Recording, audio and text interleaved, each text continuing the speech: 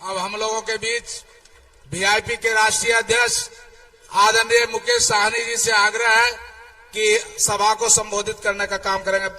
मुकेश साहनी जिंदाबाद, मुकेश साहनी जिंदाबाद, मुकेश साहनी जिंदाबाद। बहुत बहुत धन्यवाद। आज चुनावी सभा है। इस कार्यक्रम में उपस्थित हमारे बिहार के उप मुख्यमंत्री, पूर्व मुख्यमंत्री, नेता प्रतिपक्ष, लाखों युवा को नौकरी देने वाला युवा नेता भाई तेजस्वी प्रसाद यादव जी, इस कार्यक्रम में उपस्थित आप सभी के लोकप्रिय प्रत्याशी बहन अर्चना कुमारी जी, इस कार्यक्रम में उपस्थित माननीय विजय प्रकाश जी, बिहार सरकार के पूर्व मंत्री, इस कार्यक्रम में उपस्थित हमारे बंटी चौधरी जी, इस कार्यक्रम में उपस्थित साधु पासवान जी, इस कार्यक्रम में उपस्थित अरुण कुमार चौहान जी, सुनील नोनिया जी, कामेश्वर चौहान जी, भीम चौहान जी, बंटी चौहान जी, प्रभु चौहान जी, पूर्व सरपंच घनश्याम बिंद जी, दिलीप बिंद जी और तमाम महागठबंधन, इंडिया गठबंधन के सभी नेतागण, बड़े संख्या में यहां उपस्थित युवा साथी, माता बहन, सम्मानित गार्जियन, सभी को सन ऑफ मल्ला मुकेश सहनी की ओर से नमस्कार, प्रणाम। साथियों, ये कहने के लिए लोकसभा चुनाव है। हर 5 साल में 2 बार चुनाव होता है। एक बार लोकसभा का, जिसमें देश का प्रधानमंत्री चुना जाता है, और एक समय विधानसभा, जिस समय राज्य का मुख्यमंत्री चुना जाता है। लेकिन इस समय में हमें देश के प्रधानमंत्री को चुनना है। साथियों, आज की तारीख में कह सकते हैं कि हम सब मिलकर एक आजादी की लड़ाई लड़ रहे हैं। साथियों, पहले ये देश गुलाम था, अंग्रेज का कब्जा था। हमारे पूर्वज ने लड़ाई लड़कर 250 साल संघर्ष किए, तब जाके ये देश आजाद हुआ। जब देश आजाद हुआ, हजारों लाखों हमारे पूर्वज शहीद हुआ, उसके बाद देश आजाद हुआ। उसके बाद बाबा साहब भीमराव अंबेडकर ने हमें एक संविधान बना के दिया, एक लोकतंत्र दिया। पहले राजतंत्र था, बाद में लोकतंत्र आया। आवाज थोड़ा बढ़ाइए, माइक दो। पहले राजतंत्र था, बाद में बाबा साहब का संविधान ने हमें लोकतंत्र दिया। लेकिन साथियों, आज ये लोकतंत्र जो है वो खतरे में है। साथियों, ये लोकतंत्र खतरे में है। आज संविधान बदलने की बात हो रही है। एक नेता 2014 में आए और एक हमें सपना दिखाए। उन्होंने कहा कि आपके अच्छे दिन लाएंगे, हर युवा को नौकरी देंगे, हर साल में 2 करोड़ युवा को नौकरी देंगे। उस समय में युवा बेरोजगार था। युवा को लगा कि हमारे अच्छे दिन आएंगे, नौकरी देंगे, घर पे बैठे हमें हमारा इज्जत नहीं मिल रहा है, हम कुमारे बैठे हमारा शादी नहीं हो रहा है, शायद नौकरी मिल जाएगा तो जल्दी शादी होगा। मोदी जी के झांसे में आ गए। मोदी जी ने कहा कि विदेश में काला धन है, 75 लाख करोड़ रुपया है, और हम आएंगे, अब विदेश से काला धन लाएंगे और सबके घर बैठे बैठे 15-15 लाख रुपए उनको घर पे पहुंचा देंगे। हमारे लोगों ने कहा, भाई बेगर मेहनत का 15 लाख रुपए आएगा। मोदी जी के झांसे में आ गए। और ये मोदी जी जो है ना, ये फॉर्मूला जो है हिटलर से सीखा। हिटलर भी सत्ता पाने के लिए वो अपने देश में हर तरह का झूठ बोला। उन्होंने कहा सबका टैक्स माफ कर देंगे, सबके लिए हॉस्पिटल फ्री कर देंगे, सबको सरकारी नौकरी देंगे, हजारों वादा उन्होंने किया, लेकिन उनसे पूरा नहीं हुआ। लास्ट में हिटलर ने गोली मार के खुद को खुदकुशी कर लिया। साथियों, उसी के पैटर्न पे मोदी जी ने हमारे देश के लोगों को गुमराह कर दिया। गरीब, पिछड़ा, दलित लोगों ने उन पे भरोसा किया। लेकिन आज बताइए ना, मोदी जी बड़ी बड़ी बात करते हैं, वो आज आके बताए ना कि आपने कहा था 2 साल में 1 साल में 2 करोड़ नौकरी देंगे। आपका 10 साल हो गया है, 10 साल में 20 करोड़ नौकरी होना चाहिए, लेकिन आपने नौकरी कितना दिया वो खुले मन से आके बताए। 1.5 साल पहले जब विपक्ष के नेता ने पार्लियामेंट में पूछा कि आप कितना नौकरी दिए, तो उस समय में सरकार के तरफ से बताया गया कि 6,97,000 नौकरी दिए, यानी कि सिर्फ 7 लाख नौकरी दिए। उन्होंने जितना कहा उसका आधा % भी नहीं, 100% तो दूर की बात है साथियों, आधा % भी देश के युवा को नौकरी नहीं दिया। विदेश का काला धन, क्या कितने बड़े बड़े उद्योगपति पैसा लेकर विदेश भाग गए, कोई अता पता नहीं है साथियों। इसलिए साथियों, आज वो आपको आएंगे, हमको आपको गुमराह करेंगे, धर्म के नाम पे लड़ाएंगे, मंदिर मस्जिद के नाम पे लड़ाएंगे।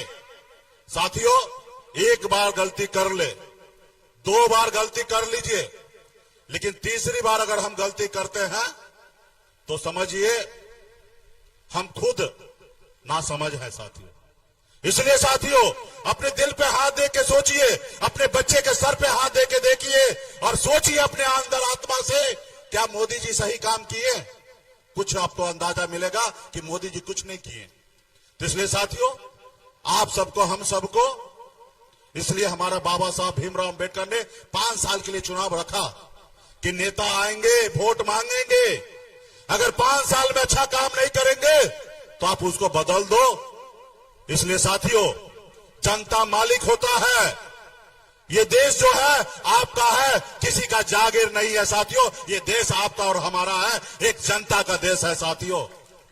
आप इस देश का राजा हैं, आप इस देश का मालिक हैं, और आज आप उनसे पूछ रहे कि हमको नौकरी कब दीजिएगा। अरे आप एहसास कीजिए, अगर 10 साल में नौकरी नहीं दिया तो अब कब देगा भाई? अब इनको बदलने का समय आ गया, इसको बदलिए साथियों। इसके जगह कल हम भी आए पावर में, अगर हम आपसे वादा करें और हम आपके वादा पे खरा ना आए तो हमको भी 5 साल में बदल दीजिएगा साथियों, सिर्फ 5 साल में बदल दीजिएगा। जब तक आप आंख नहीं दिखाइएगा, जब तक आप उंगली नहीं उठाइएगा, तो नेता आपसे डरेगा नहीं, आप पे शासन करने लगेगा साथियों, शासन करने लगेगा। इसलिए साथियों, ये समय जो है हम कह सकते हैं कि आजादी की लड़ाई है साथियों।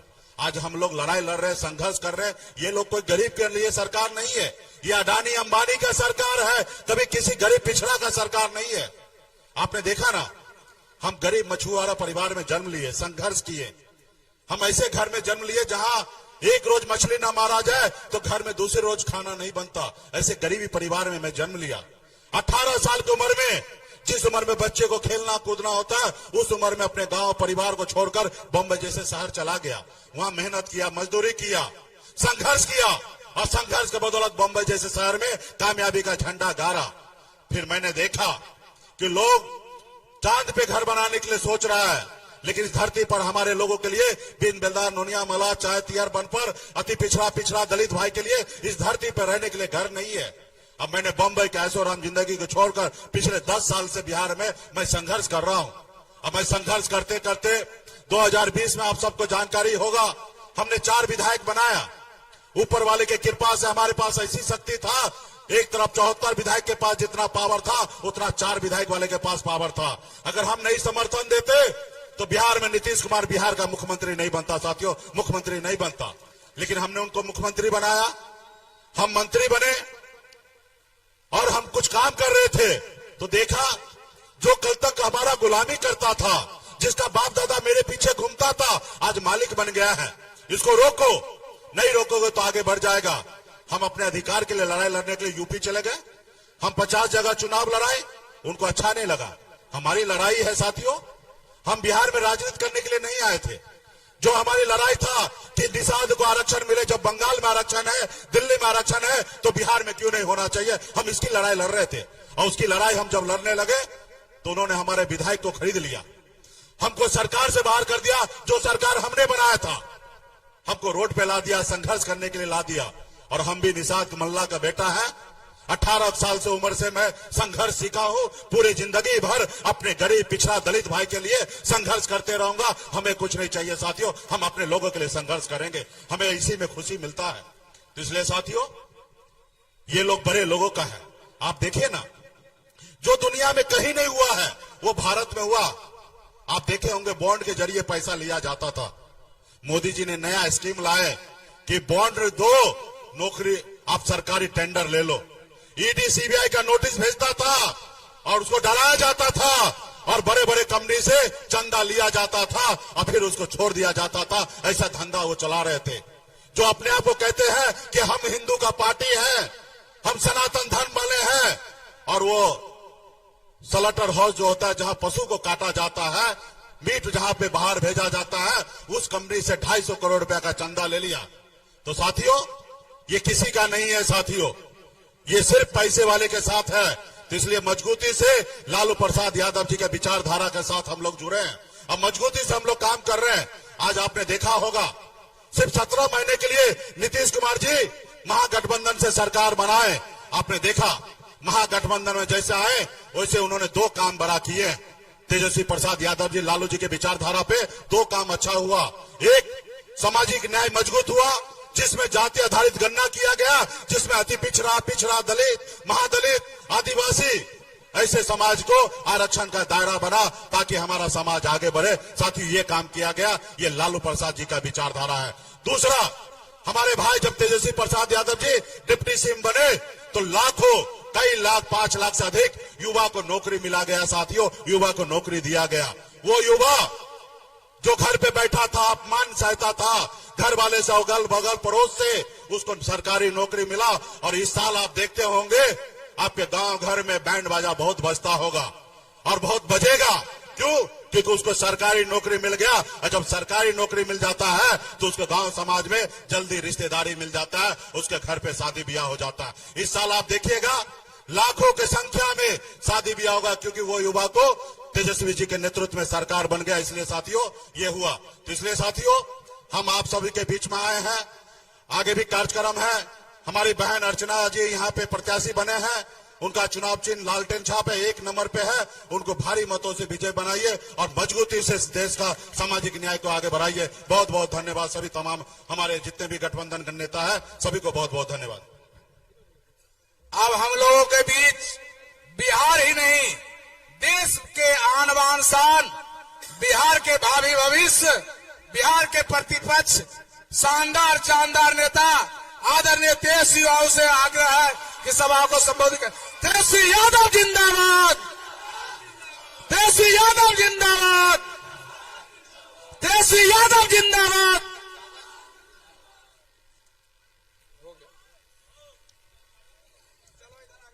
मंच की अध्यक्षता कर रहे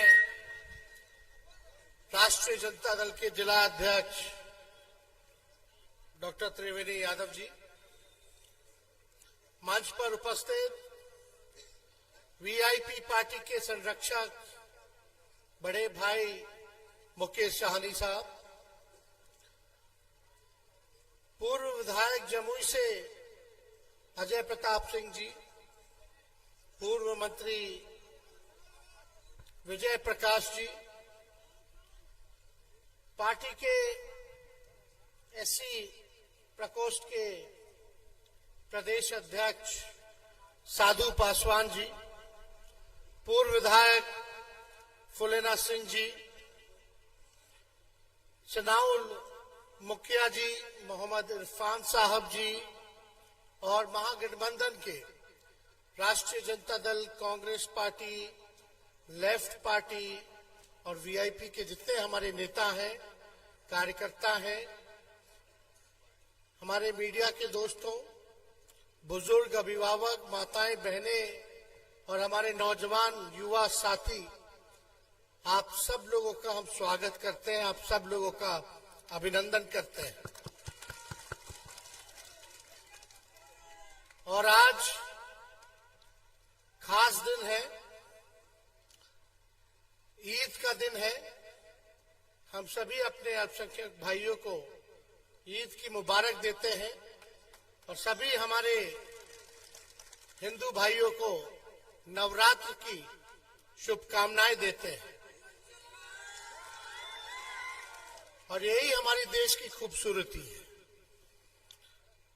अलग अलग राज्य हैं, अलग अलग धर्म हैं, अलग अलग जाति है, अलग अलग खान पान है, दिखने में अलग है, पहनावा अलग है, तभी हम लोग इस देश के नागरिक कहलाते हैं, तभी हमारा देश महान कहलाया जाता है।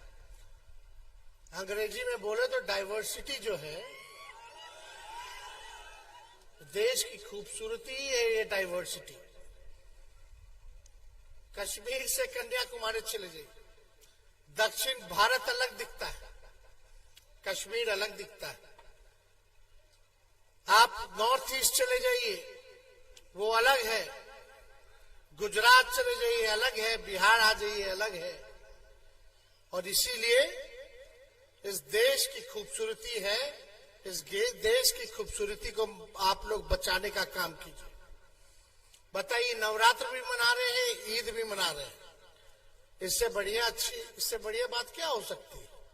इसी भाईचारे को हम लोगों को संभाल के रखना है, हिफाजत करनी है। और आप लोग जान रहे, चुनाव का मौसम है, लोकतंत्र का पर्व भी चल रहा है, और ये लोकतंत्र की भी खूबसूरती है, जहां लोकतंत्र में आपको ताकत मिला है कि आप अपना प्रतिनिधि चुन सके। वोट के जरिए आप चुनिए जो ईमानदार हो, जो आपको लगता हो आपके लिए बेहतर काम कर सके, आपके गांव, ब्लॉक, जिले, प्रदेश की तरक्की कर सके, जो विकास कर सके, ऐसे लोगों को आपको चुनने का काम करना है। ये मौका है। और इसी सिलसिले में हम आप लोगों के बीच आए। हम लोगों की प्रत्याशी अर्चना रविदास जी हैं, पढ़ी लिखी है, यहीं की लोकल है, मायके भी यहीं, ससुराल भी है। कहीं कोई दिक्कत होगा तो आप तो आ जाइएगा। लक्ष्मीपुर खेड़ा हरला, लक्ष्मीपुर हरला में इनका घर है, झाझा में पड़ता है। खेड़ा में पढ़ाई की है यही इसी ब्लॉक में। तो आप समझ जाइए, कहीं कोई दिक्कत होगा तो आप तो अपनी घर की बेटी के पास आ जाइएगा समस्या लेकर के। लेकिन हम सवाल पूछने आए हैं और आप लोगों को बताने भी आए हैं कि जमुई जो संसदीय क्षेत्र है, ये भाजपा के लोगों ने इसको प्रयोगशाला बना दिया है। प्रयोग करते रहते हैं। आज तक जो है हमेशा बाहर के लोगों को ही जिता रहे, बाहर के लोगों को ही भेजा जा रहा है। ये पहली बार ऐसा है कि हम लोगों ने आपकी स्थानीय उम्मीदवार को भेजने का काम किया ताकि आपको समझ सके और आपकी समस्याओं का निदान कर सके। लेकिन आप बताइए, हम आपसे सवाल पूछना चाहते हैं। हम मोदी जी की बात नहीं करने आए, मुद्दे की बात करने आए। और मुद्दा क्या है? बेरोजगारी है सबसे बड़ा दुश्मन हमारा, महंगाई है, गरीबी है, पलायन है। हमारे यहाँ कारखाने क्यों नहीं लगे? किसानों की समस्या ये है। असल में पढ़ाई लिखाई, दवाई, कमाई, सिंचाई और सुनवाई वाली सरकार होनी चाहिए, ये है असल मुद्दा। हमारा मोदी जी से कोई दुश्मनी तो है नहीं, हमारा वैचारिक विरोध है और हम विपक्ष में हैं। हमारा फर्ज बनता है कि हम सवाल करें अपने प्रधानमंत्री से। मेरा छोड़िए, हर एक नागरिक का फर्ज बनता है कि अपने प्रधानमंत्री से वो सवाल कर सके। तो आप बताओ, जमुई का विधायक कौन पार्टी का है? बताइए। बीजेपी का है। अब बिहार सरकार में एनडीए की सरकार कितने साल से चल रही है? कितना? 17 साल से ना। एमपी कौन पार्टी का है? एनडीए का। और देश के प्रधानमंत्री कब से हैं? बीजेपी के हैं 10 साल से। प्रधानमंत्री भाजपा के 10 साल से। बिहार में डबल इंजन की सरकार 17 साल से। बीजेपी का विधायक, बीजेपी का सांसद लगातार 3-4 बार से, है कि नहीं? गरीबी है, बताओ नौजवान, हाथ उठा के बताओ कितना लोग बेरोजगार हैं यहाँ। क्या मोदी जी 10 साल 17 साल विधायक एमपी सब कुछ जमुई ने दे दिया? एक बार नहीं, बार बार बार बार। लेकिन महंगाई हुई है कि नहीं? जहां दुकान चले जाओ, महंगाई बढ़ी है कि नहीं बढ़ी है? गरीबी बढ़ी है कि नहीं बढ़ी है? पलायन हो रहा है कि नहीं हो रहा है? आपके गांव में कारखाना लगा, अच्छा स्कूल बना, मॉडल स्कूल बना, मॉडल अस्पताल बना, दवा की कीमतें महंगी हो गई, तो क्या काम किया? तो काहे भाजपा भाई? किस लिए भाजपा? किस लिए भाजपा? हम तो आपसे सवाल पूछने आए। लेकिन आपके भाई को जब 17 महीने मौका मिला था तो 5 लाख लोगों को सरकारी नौकरी हमने देने का काम किया। आप लोग जानते हैं 2020 में हमने क्या कमिटमेंट किया था कि अगर हमको मुख्यमंत्री बनाइएगा तो 10 लाख नौजवानों को सरकारी नौकरी देंगे। बोले थे कि नहीं बोले थे? सबसे पहली बार हम ही ना बोले थे। तो उस समय हमारे चाचा जी क्या कहते थे? कहां से देगा? अपने बाप के पास से पैसा लाके वेतन बांटेगा? असंभव है, मूर्ख बना रहा है। चाचा जी बीजेपी को लात मार करके हमसे माफी मांग के फिर आ गए हम लोगों के पास। भाजपा को हटाना था, देश का संविधान लोकतंत्र खतरे में था, देश की संपत्तियों को बेचा जा रहा था।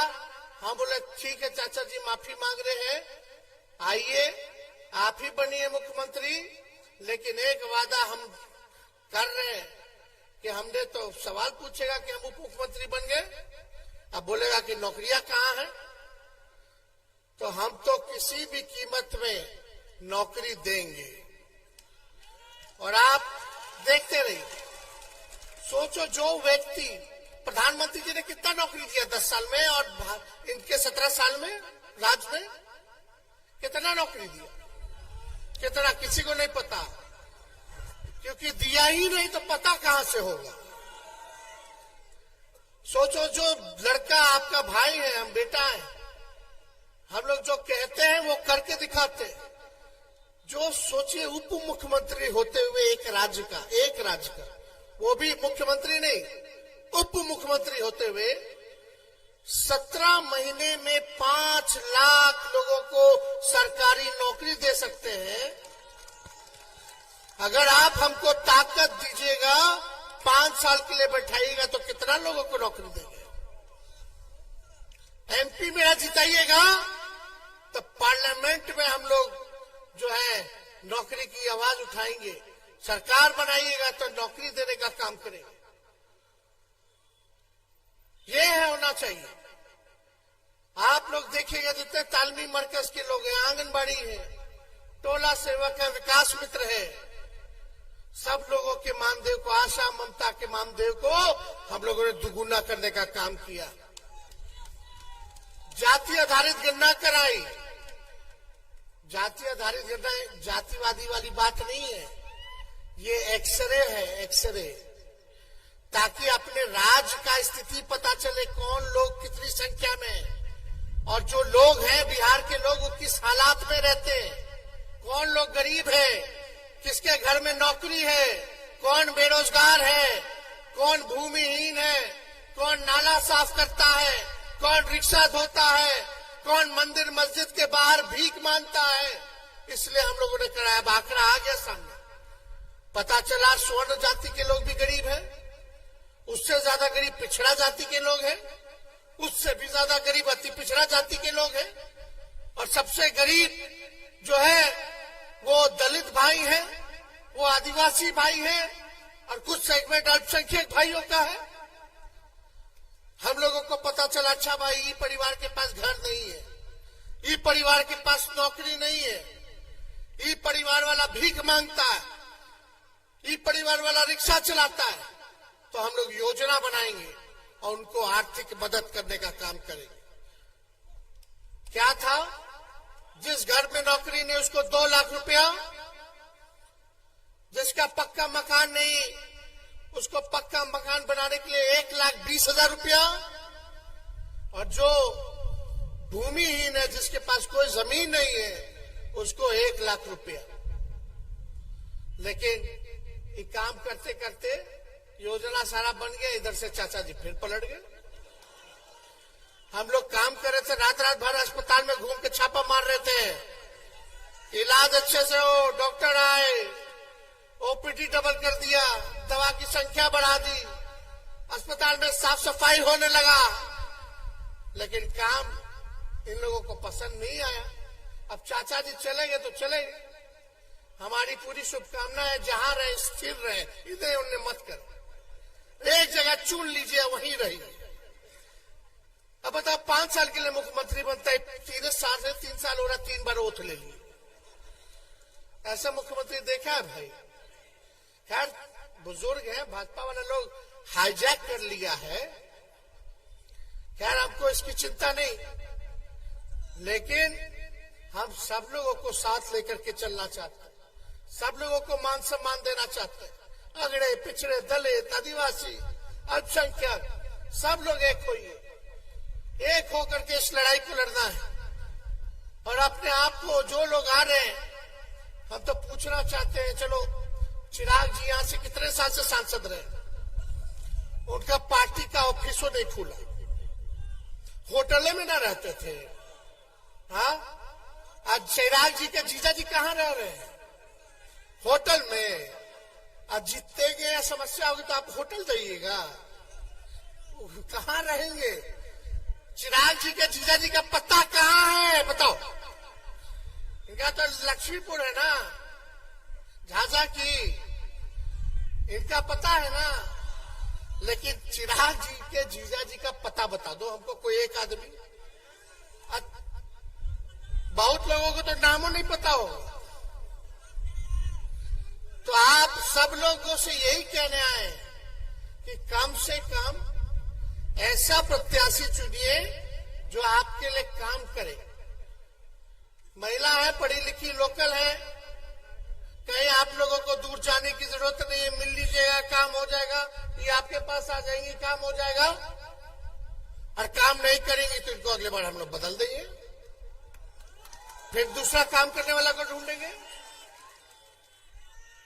ये भी महिला है, नौजवान है, सबसे ज्यादा टिकट राष्ट्रीय जनता दल ने महिलाओं को दिया है, भाजपा के लोगों ने ठेंगा दिखा दिया है। पहला चरण है, चुनाव है, लेकिन मोदी जी यहां आएंगे, बोलेंगे, क्या बोलते हैं मोदी जी?